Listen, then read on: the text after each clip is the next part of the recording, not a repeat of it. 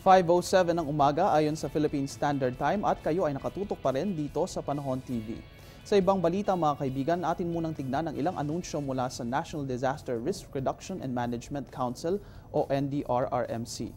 Kahapon, July 9, bandang alas 11 ng umaga, gumuho ang Carigmalan Bridge 1 sa Sitio Quezon, Barangay Patag, Culyon, Palawan dahil sa malakas na pag-ulan.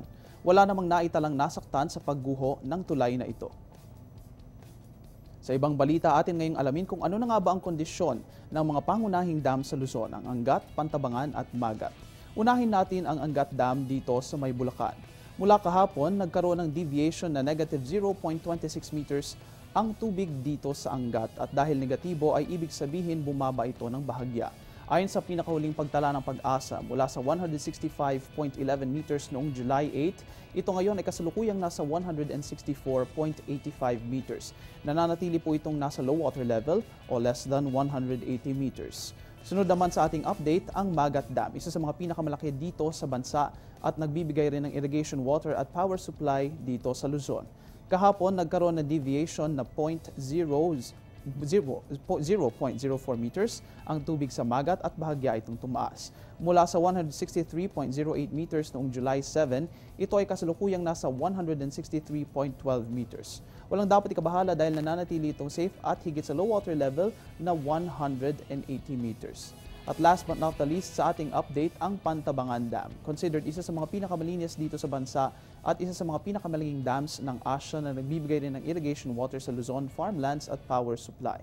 Mula kahapon nagkaroon ng deviation na 0.3 meters ang tubig sa dam na ito at ibig sabihin ay bahagya itong tumaas. Mula sa 177.16, ito ngayon ay nasa 177.19 meters. At walang dapat ikabahala rin dahil nananatili itong ligtas at higit sa low water level na 171.50 meters. Mga kaibigan, ngayong tag-ulan, tinataya ng Pag-asa na maaring unti-unti nang tumaas ang tubig sa mga dams at bumalik ito sa normal.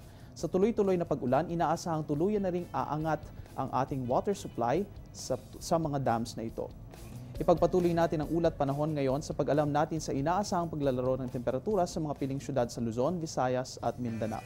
Unahin natin dito sa Baguio City, magkakaroon po tayo ng lower temperatures ngayong araw na ito. Abot yan sa 15 to 21 degrees Celsius at makakaroon ng fair weather conditions.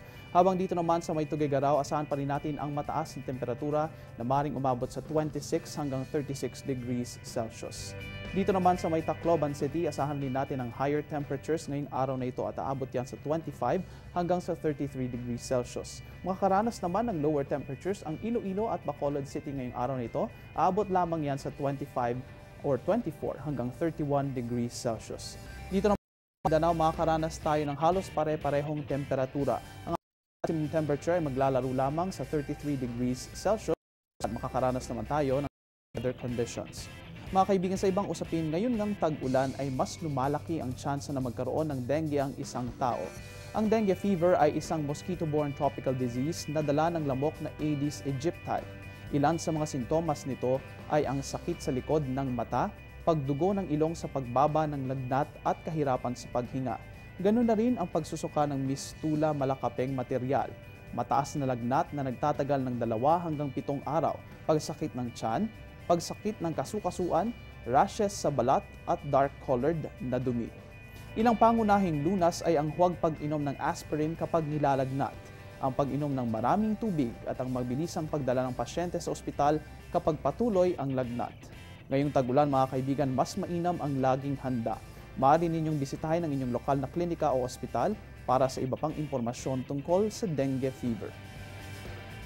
Kami magbabalik dala ang iba pang impormasyon matapos ang ilang paalala.